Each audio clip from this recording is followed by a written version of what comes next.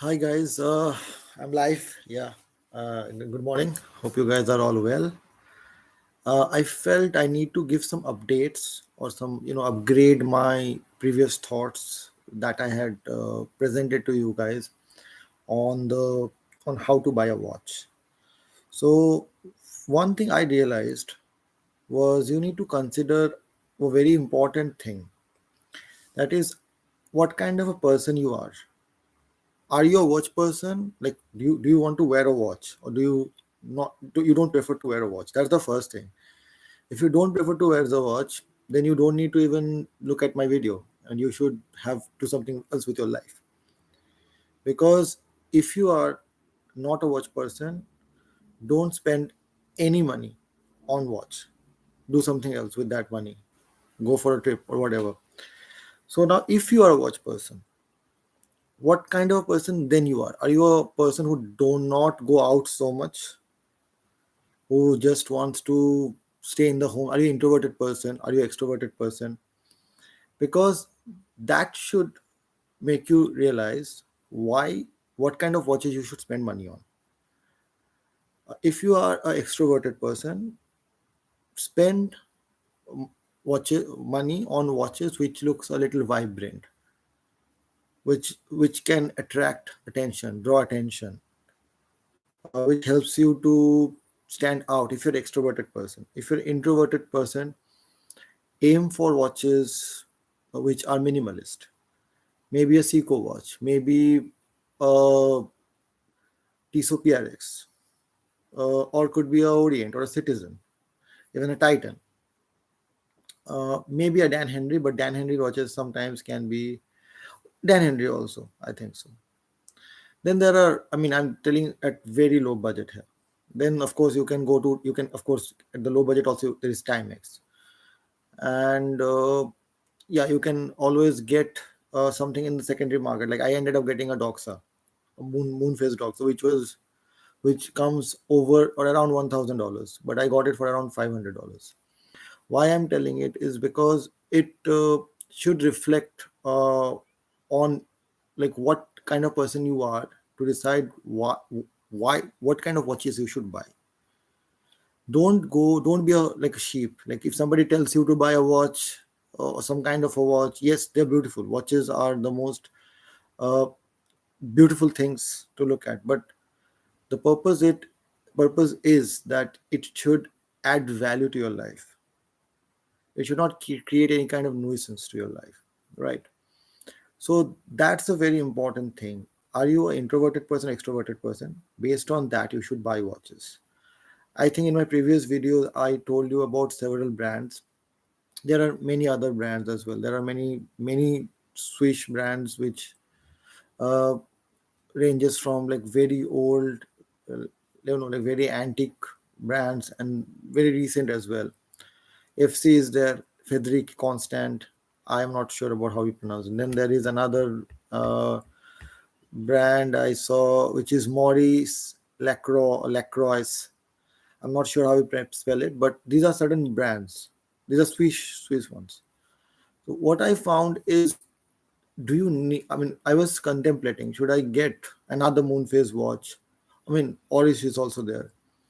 The point is, I can wear only one watch at a time.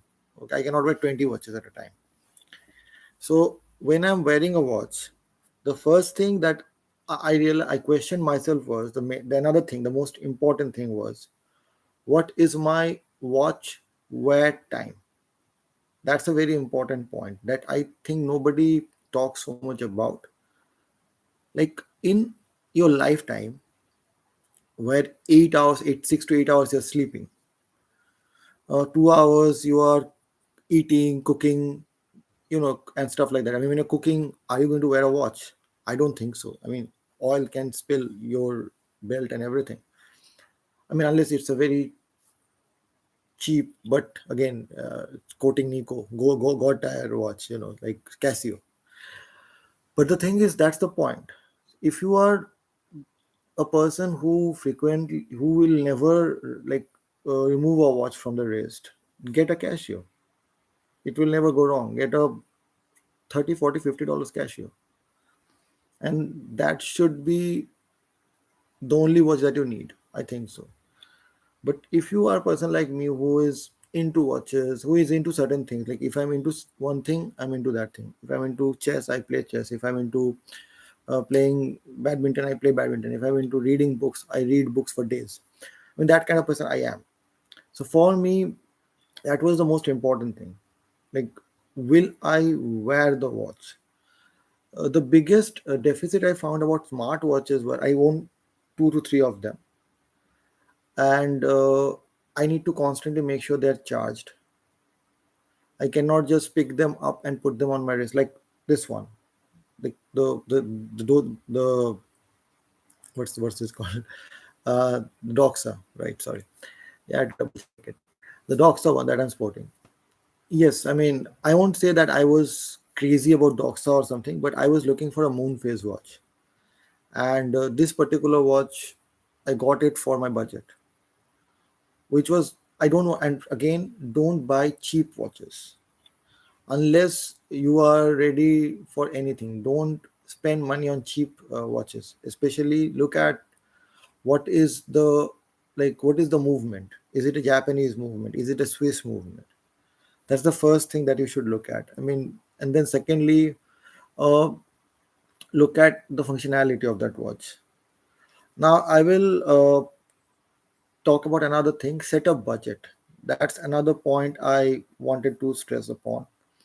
Is don't go overboard your budget. And trust me, I mean, I was looking for a world timer, and I came across a Omega Seamaster with Aquaterra, which will blow your mind. Which is so beautiful. But it costs around $8,000 or maybe around $10,000. So do you want to spend $10,000 on a watch? And the point is, can you walk anywhere freely in the world wearing a $10,000 watch? Leave the fact that it can be stolen or anything. But can you wear it? Like, for example, if you bump it into something or somebody, so you will not wear that watch. Then what's the point? Unless you are a flipper who will buy and sell a watch, you should not, or no, you should not spend or do like waste or do anything, because trust me, in the secondary market, I am a buyer. I buy most of my watches from secondary market. I always look at the retail price of any watch I buy. Secondly, I look at the availability. Thirdly, there is a budget. I mean, this is how I think.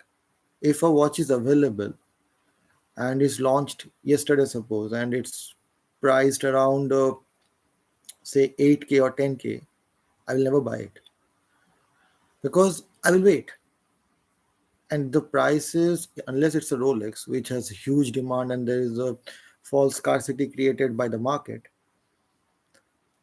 I know I will get it eventually for a similar price, if not lesser. So that's a very important thing. You need to understand that. You need to assess that in your mind, that you should not go over the budget for a watch, even if it looks like a beautiful watch. Wait, be patient. And yes, there are people like for me, I was a huge smartphone fan. And I but again, when I bought a smartphone, it was always based on certain points. Like I like smartphones, but that does not mean I will buy smartphone every year. I've got the best of Samsung from last year and the best of iPhone from the year before last, 13, and Samsung S22. But does what does it mean? Like, am I spending a lot of money? No, I did not spend. I'm on a contract, and they are deducting $50-$60 per month from my salary, from the money I earn. So it's not putting a stress on my on my purchasability. So that's a very important thing. So always remember, when you're buying a watch, it should not overseed your budget. It should be always within your budget. That's a very important thing. Even if the watch looks beautiful, wait, dive deeper. Like Doxa hardly anybody knows, makes moon phase watches. I didn't know myself. I had to look into moon phase watch. I dug deeper. Another thing is, don't go for brands unless you are a flipper, unless you are going to look. The first thing is, you always keep in mind about the watch time. You will never, if you buy a Rolex, you will hardly wear it. If you buy a Omega, you will hardly wear it. It's a $6,000 watch. How long, how many hours are you going to wear a $6,000 watch?